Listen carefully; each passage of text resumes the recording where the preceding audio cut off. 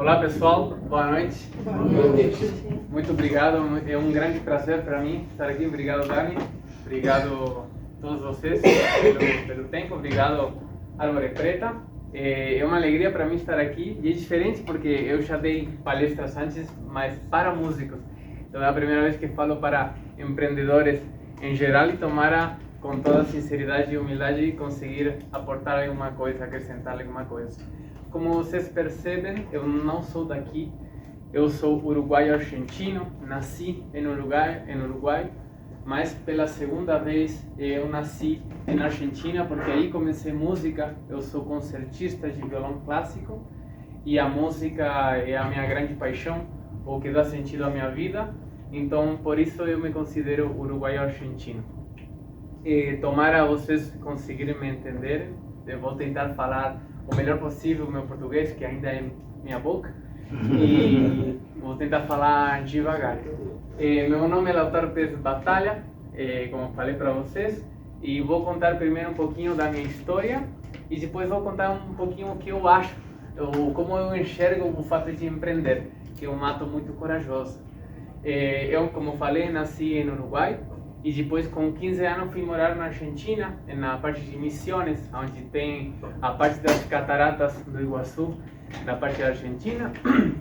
Aí comecei música com 15 anos, hoje tenho 30 a 15 anos que estou estudando, fazendo, me dedicando.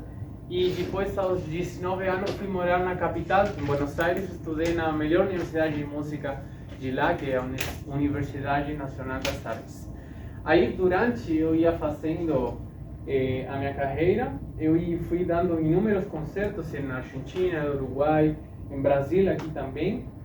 E vou parar aqui um sucesso muito importante. Essa aqui também foi uma palestra que eu dei no Uruguai, em Masterclass, onde eu falei um pouco de como estudar música. Muito lindo foi essa experiência. E aqui eu quero parar aqui para primeiro falar um pouquinho disso e de um evento muito importante que eu teve, que foi dar um concerto solista na Usina del Arte na Argentina. E por que é tão importante para mim? Porque esse é um dos 3 lugares, salas de concerto mais importantes e prestigiosos do país. A Usina da Arte é muito maravilhoso, um lugar genial para tocar e referência do lugar, da Argentina toda. E aí estou eu dando um concerto nessa sala. Agora vou contar um pouquinho como cheguei até aí, que em princípio é com muito esforço. Eu vou contar um pouquinho como era a minha rotina de estudo em Buenos Aires. Quando comecei a estudar música em Misiones, eu já estudava muitas horas por dia, mas quando fui a morar em Buenos Aires, aí comecei realmente um jeito muito mais profissional e eu estudava de 6 a 8 horas por dia de violão. Além das outras matérias que você tem que estudar, além dos livros que você lê e das coisas que tem que fazer, né? Então eu acordava às 6 da manhã e antes de tomar café da manhã eu fazia uma primeira meia hora de técnica, tomava café da manhã assim e estudava o dia todo até ter que ir para a faculdade. E eu me lembro que, claro, época de estudante, época de pobre, né? Foi sempre. Então eu tentava não gastar dinheiro nem em condução, não ia nem de ônibus para a faculdade, então eu tinha a minha bike e eu me lembro que enchia a minha mochila de coisas, o chimarrão, comida, os livros, tudo para passar o dia, atrás nas minhas costas o violão e ia para a faculdade. E às vezes eu tinha horas vagas no meio, janelas entre aula e aula, ou às vezes janelas entre uma faculdade e outra, porque eu fazia 2 faculdades só numa delas para fazer reforços de aulas de violão. Eu me anotei numa outra carreira, mas só ia a ter mais aulas com o meu professor lá. Então, nas horas de janela, ficava ou estudando, porque era mais perto que voltar para minha casa, ou às vezes ficava até dando uma cochilada, porque eu dormia 4 horas por dia para tentar estudar tanto. Até os 24 anos consegui, não recomendo, não voltaria a fazer se voltasse o tempo, mas fazia isso. E eu trabalhava também, porque eu tive muito privilégio na minha vida, sou muito afortunado, mas nunca consegui, eu tinha que pagar meus estudos, não tinha tantas condições de que a minha família me apoiasse economicamente nesse sentido, então eu era cabeleireiro. Fui cabeleireiro e colorista, tudo, durante 10 anos, E por isso, por essa sorte que aprendi cabeleireiro com meu pai, eu conseguia trabalhar 2 ou 3 dias na semana e o resto dos dias era estudar. Mas esses mesmos dias também eu estudava 3 horas. O trabalho de cabeleireiro é o dia inteiro, mas eu chegava na minha casa umas 10, às vezes 11, às vezes 12 e botava 3 horas de estudo. Às vezes eu me lembro muitas cenas onde eu dava aquela cabeçada com um violão na mão e com um café preto para conseguir fazer 3 horas e aí ir dormir. Essa primeira parte que conta um pouquinho para vocês é só para compartilhar um pouquinho do que foi na minha vida nessa época. Hoje em dia continuo fazendo 4, 5 horas por dia de estudo, mas faço muitas outras coisas que eu vou contar para vocês. Mas eu queria compartilhar um pouquinho da minha história e contar que todo esse sacrifício sempre foi com muito prazer e muita paixão, porque a música é o que dá sentido à minha vida. Eu vivo pela música, para a música e para tentar emocionar alguém com o meu trabalho. Então queria compartilhar isso com vocês. E vou tocar agora uma peça de um compositor argentino chamado Quique Sinesi, e tomara que vocês gostem.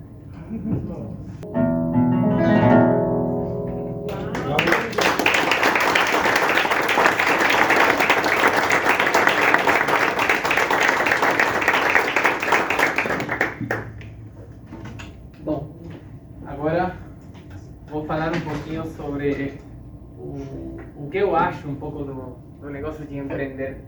Porque, na verdade, eu não me sinto qualificado para nem ensinar, nem dar um conselho de como empreender, nem por perto, porque eu não tenho tanta experiência, nem a qualidade que eu acho que tem que ter para me impor desse jeito, né? Ou me apresentar desse jeito para vocês. Seria muito arrogante da minha parte. Mas o que sim, eu quero compartilhar com vocês a minha experiência, o que vem acontecendo até agora com a minha carreira e as reflexões que as minhas experiências estão vindo, estão me dando até hoje. E primeiramente eu queria falar que, apesar de que eu sempre fui organizando meus concertos, sempre achei muito importante o fato de tentar entender como é que funciona as estratégias e demais, porque a parte da minha palestra aqui é empreender com paixão, né? As duas coisas, não pode ser só paixão, porque esse negócio, essa ideia de que, nossa, vai dar tudo certo, só você acreditar, não sei o que, só depende de você, é pura mentira, né? É super absurdo acreditar nisso. Essa ideia só os poderosos e os donos do mundo querem que a gente acredite para que a culpa da todas as faltas do mundo seja só da gente, só porque, tipo, aquele negócio de você pobre porque você quer, sabe? E obviamente que isso é absurdo. Mas o que eu acho é que, apesar de que não depende só da gente, porque óbvio a gente tem um contexto e isso é muito além, inclusive, do meu conhecimento, né, que envolve política, envolve a situação social, estatísticas, economia, etc. O que eu acho é que a gente pode tentar que uma parte se esteja sob o nosso controle e tentar aumentar a probabilidade de que dê certo, que tem muito a ver com o que Dani estava falando hoje. E queria contar que eu, durante esses anos de muitos concertos e estudos e demais, nunca me senti realmente um empreendedor até que eu virei criador de conteúdo. E quando aconteceu isso? Há mais de 3 anos atrás, quando eu fiz o meu primeiro tutorial de violão. Não gosto da barba tão curta assim. Esse tutorial é em espanhol. Hoje em dia meu canal já tem 40 tutoriais e pessoas de vários países seguem, compartem e até estudam com meus tutoriais e me deixa muito feliz, me acrescenta muito isso na minha vida. E aí comecei a ter um gosto por esse negócio da comunicação, de compartilhar, de passar, essa ideia de passar o conhecimento que alguém me deu e de tentar acrescentar algo nas pessoas e também de conhecer pessoas, porque eu sou muito apaixonado por conhecer pessoas e conhecer histórias de vida. Então aí quis criar o meu podcast Reflexões de um Músico. Também sou podcaster e esse podcast é uma das coisas que mais me deixa orgulhoso. É uma grande paixão e já tem 42 capítulos no ar no meu canal do YouTube e em todas as plataformas de podcast, e já participaram artistas incríveis de muitos países, claramente incluindo o Brasil. E aí que eu comecei a me sentir realmente um empreendedor.